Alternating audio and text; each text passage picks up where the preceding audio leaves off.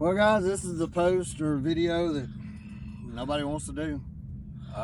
It is Thursday morning, and Jason's supposed to be racing, and we're here. We should be somewhere over yonder. There. Hammertown's in the background. We kind of talked about it more, but so we just ran into a really weird running issue.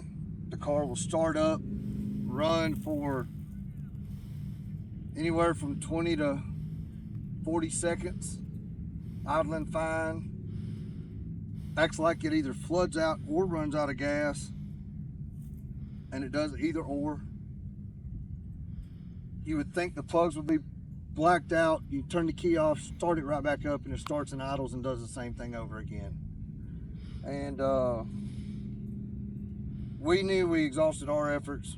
We went to Polaris Ride and Drive.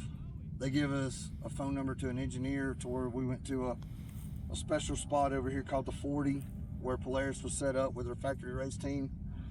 Yesterday I was in real high hopes. I was too, and it's been 3.5 days of, from the time you get out of bed until time went to bed, just wrenching, and there's been so many people have come by and tried to help. Adam Brown and Alan Clark have both been above and beyond trying to help get this thing back going. I mean, there's 150 people I could sit here and list off that came over and had an idea, put hands on it, offered parts. Yeah. Don Ryan and Matt Ryan drove all the way to Mexico to go get a fuel pump. Almost. Yeah, those guys, they thought we needed a fuel pump. We thought we needed a fuel pump. They were running parts anyways, and they drove literally 4 miles away from the border to get parts and bring them back to us. When we got to factory Polaris, that was my biggest hope, was if they could plug in a factory Polaris computer to it, you would have thought we would have been able to find a sensor with some weird voltage or pressures and that. And we ran into a few things, and we thought we had it 3 or 4 different times, just like the other 3 or 4 days this week. And man, we got it now, and your hopes get up, and then it goes off, and it doesn't work. Jason was saying, I cannot thank everybody that tried to help, but ultimately we're looking for a needle in a haystack. I mean, at this point, all we can think of is there's some wire in the wiring harness that is rubbed, chafed, or something, and it's letting voltage go through, but it's not carrying any load. That's coming from Polaris engineers, and all of us really think that, because we actually had a guy in our tent, Kevin Porterfield, brought a razor, and we swapped in round parts and everything else from that thing, and we literally had every sensor we needed and everything else we needed right there to try to make this thing run. It was just I don't know if there's any other parts we could have swapped at this point. Everything that was on it got taken off and moved over and tested and back checked, and it's just a problem. And then last night about 10:30, Adam and I kind of just walked away from the crowd of people that were still over here fighting the good fight to try to get this thing to the starting line this morning. And it's it is 10:30, the car is not running, and we hadn't even started trying to race prep. And for a race this difficult, you can't not race prep. There's no way. The car had been, I'm not going to call it butchered, but I'm going to say the car had been torn down enough, and all the zip ties are cut on the car right now. If you see it in Hammertown, you're going to notice there's hose clamps, there's everything is everywhere. It's a mess. But from this point, the guys from RADFLO want us to put it in their booth for the rest of the day. So it'll either be for the rest of the week in RADFLO or at RCB. If you check it out, it's still a cool concept. When Jason drove the car for 3 days out here, he was blown away with it. The shocks rode amazing. They were getting better and better. I think we were 1 or 2 shock tuning sessions away from this thing just being an absolute beast in the desert. So it's amazing in the rocks. The way this thing moves around the rocks is just incredible. Low center of gravity, it works. It never felt tippy. We were climbing big ledges in it. The tire, I'm super impressed with the tires in both the desert and in the rock. They tracked so well in the desert ruts, and then you get to the rocks and it's like you're on a rock tire all of a sudden. So the car out of the box was pretty awesome. This gremlin just knocked us out. We're beat down, we're sad, we're mad, this desert beats on you. I mean, this desert's mean. So, It's time. but to this is part of racing. Time to turn this off. Yeah. We've got 5 or 6 other race teams in our tent. Yesterday, 3 of the teams from our tent put cars in the top 10 qualified for the 4400 race. I'm looking forward to helping these guys try to get those cars across the line. Yep.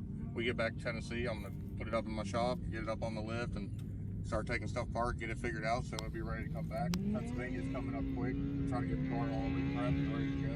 Yeah. Hopefully we can make a good first showing at Roush Creek. Yeah. So that's the plan from here. We can't apologize enough for all the people that have followed and supported, and everybody's name on the back of this thing. RACELINE, Super APV, OBOR, Chip Lloyd. Chip Lloyd, thank you, Chip Lloyd.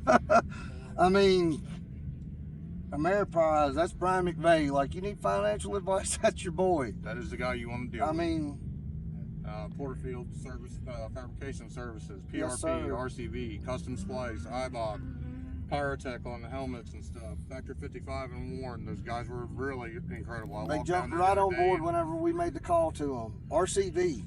Yeah, thank your sponsors. Ricky says thank them. Don't thank Ricky. all my sponsors. Thank them out loud. Ricky fixed an axle in the desert that wasn't even broken the other day. That was funny. Came Yeah. to camp and fixed an axle in the desert that wasn't even broke. I'm gonna shout out Ricky B, and like y'all seen him on the channel a little bit, but like me and that guy are good friends, and he hooked us up with Adam Brown, and we touched a little bit on Adam Brown, but Adam Brown like went above and beyond. He had his own car tore apart, and he handed us his He's laptop to come over and pull data logs. He's over there with a transmission tore out of his car, and he's stopping to help us think through what we got going on and everything else. Handed us his personal laptop, gave us his login, said, go data log the car and call this guy. I have heard from him and Alan Clark every single day since we had a problem. Alan One Clark- of the two of them checking in on figuring Alan out Clark was standing in our pit tent last night when we called it. And, I mean, those guys got a big race today, and they're putting everything into it. Diddy's Big Block Race Shop, like, that guy was going to co-drive with Jason. Yeah, drop of a hat. He was like, yeah, I'll get in the car with you. Wizzo was, yeah, let's do it. That guy, shout out to him and Phil Licardi. They fixed the FJ shocks the other night whenever they needed some love right off the trailer. It was, man, we've had a rough week. But then again, we've had a really good week. We made contacts that really Will help move everything forward. will help move the needle on this. I have really held off on building a RZR platform buggy because if things like this never happened, I didn't know who to call for help or support or anything else. And honest to God, we met a lot of cool people, and a lot of people really wanted to help, that we can call from now on, and honestly already call them friends, that really helped me be way more confident in coming into the side-by-side market with turning these vehicles from a full body machine into these buggies. And I know we're beat right now, but like, we're going to learn from it. And that's what you do with racing, and that's what's made Wide Open Design better from the start. I've been out here since 2009, and like, the stuff I've learned here is what we use in the shop every day. So I hate it for Jason. I'm so bummed for you. I'm sorry I couldn't get it fixed for you, buddy. But it wasn't due to lack of effort. It wasn't due to lack of effort on anybody's part. so we've been quiet on the channel. We didn't get out all the content we wanted. We wanted to have great shock tuning videos. We wanted to have all this other stuff. It didn't happen. The car wasn't running. We've been radio silent. Tyler, you've been trying to get content. I know we just kind of been like, man, in race mode, and that's what it is. But at the end of the day, this is it. We didn't make it. Didn't make it. So now we're going to tow it to Hammertown, and we're going to chill for the next day, focus on the 4400 cars. So Jason, from here, are you planning on running any of the other races for the season, or are you just going to focus on getting the car dialed? Oh, we're absolutely going to push forward on this. This is not the end. Just because we didn't get the first big one out of the way, I mean, the time crunch this car was built in, I was bound that it was going to be something. This is not the problem I was looking at having, but no, we're going to get back to Tennessee. It's going up on the lift at the house. I'm going to tear it down and get this thing going. Look forward to racing at Roush Creek, Adventure Park. We got 2 at Beach Bend that I'm going to try to make it to.